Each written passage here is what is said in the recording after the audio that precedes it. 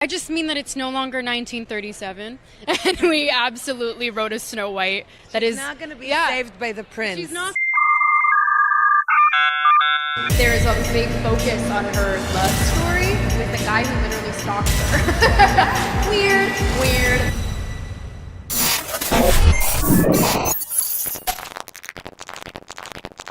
Hey everybody, welcome back to my channel. So today I don't have a script, I don't have a green screen, I'm not pulling up some AI and making some funny video. It's something that's relevant to today and needs to be talked about.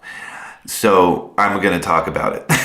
First, before I even get into this, I want to point out that I keep my politics pretty private. You might probably assume that from what I'm wearing that I'm a conservative because I'm, wearing a grunt style shirt and hat. That's not true, actually. I grew up in the military, so I love my guns. Sorry, I was in the military. I love my guns. That plays no role in where I fit politically.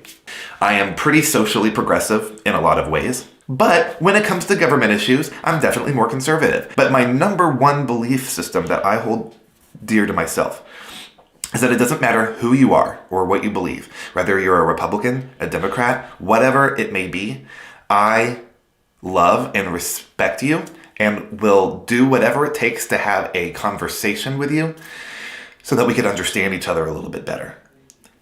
There are forces out there, though, that don't want us to do that. There are forces that don't want us to have these conversations, that don't want us to get together and bridge the gap so that we can actually communicate and talk. Those forces are the government, the media, and Hollywood. All of these major forces that are trying to completely separate us as a society so we're no longer having conversations, so we're no longer engaging in discourse, so we're no longer questioning our own beliefs. Hollywood, and I've said this before in other videos, does not care about what you believe. They care about money, and that's pretty much it. It's not the greater good, it's the greater green, and I've said that before. So just like any industry, you want to be profitable, right? Hollywood is no exception to this, but they've already, and this has been going on for a long time now, crossed that line between what's considered profitable and what's considered conglomerate. The biggest real world example of this is going to be big mega companies in the industry like Disney. There's been a lot of conversation lately about Snow White. The new Snow White movie, I don't know if they're calling it Snow White and the Seven Dwarves anymore. I heard somewhere they were calling it Snow White and the Seven Bandits now. I'm not really sure what's going on with that. So maybe somebody in the comments can correct me. So I'm not really sure what's going on with the production of this movie anymore, but I do know we see commentary on both the left and the right about this particular person. And she's not very well liked, let's just say. That would be Rachel Zegler. I'm going to stand there 18 hours in a dress of an iconic Disney princess. I deserve to be paid for every hour that it is streamed online. First of all, I'm just going to put my opinion out there about this person. You put a random tape out on Twitter and Steven Spielberg saw it and added you to his movie for West Side Story, and your life was changed forever. You've only been in the industry for a couple years now, and you're already acting like this much of a diva? Get over yourself. Is it completely her fault? Half of it, yes, because it's her attitude. She's the one that's saying these things. It's this hijacking of people's intellectual abilities. No longer being able to think for themselves anymore. They have to think within the context of the hive mind that Hollywood provides you. When you sign this contract, you become one of them. Hollywood does not care about what you believe. They only care about the money. And so how do they make more money?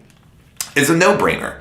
They're going to use the current popular ideology in the media, and they're going to use it to siphon money from you by pretending they care about your views or your beliefs or what you believe in. They don't care about being on the right side of history. They care about how much money they can make. That's their history. It's funny, I'm a filmmaker, but I'm pretty much one of the biggest anti-Hollywood filmmakers out there. That's why they probably wouldn't even let somebody like me in their club. Let's just be real. You have to fit in this particular box. So it's not completely Rachel Zegler's fault. You had her sign her life away, essentially, and now you're abandoning her because she's doing exactly what you wanted her to do. I do believe that Rachel Zegler fully believes in what she's saying, but but I believe that it was engineered. She's a product of the society we live in. She's a product of this idea that in order to be a girl boss, you have to completely reject anything and everything from the past that was traditional or whatnot, which is crazy to me because some of the strongest women characters are some of my favorite characters of all time. I believe in diversity, absolutely 100%. Diversity is so important, so important. But it has to be authentic. It has to be real. Don't just do it to make a quick buck because we notice. And you can tell if something's authentic or not. If the creators really care about the characters they're writing. And within the Hollywood machine, it's way become more about quantity over quality. People on the right want to use this word all the time whenever they find something they don't like in a movie or a video game or whatever, and they like to call it woke. And I've myself have used that word before, but I think it's overused. If you sit there and claim that everything is woke, that word loses its power. And not everything that you disagree with is considered woke. I'm sorry, it's not. I think this is bigger than that. I think this is bigger than arbitrary words like woke. Let's quit with this fake diversity and trying to basically make a quick buck off of it. Is it not one of the most disrespectful things you can do to minority groups? Let's just throw them in a movie so that we can say that we did it so that we can make more money today. As a gay person, do I want to be sprinkled in on a movie? We need to add a token gay, so let's just sprinkle him in. You're doing it to make more money. You don't care about what we believe. You do not care about any ideology. Your ideology is money, money, money, money, money, money. And then they wonder why they're so unhappy with the content that's coming out of Hollywood these days.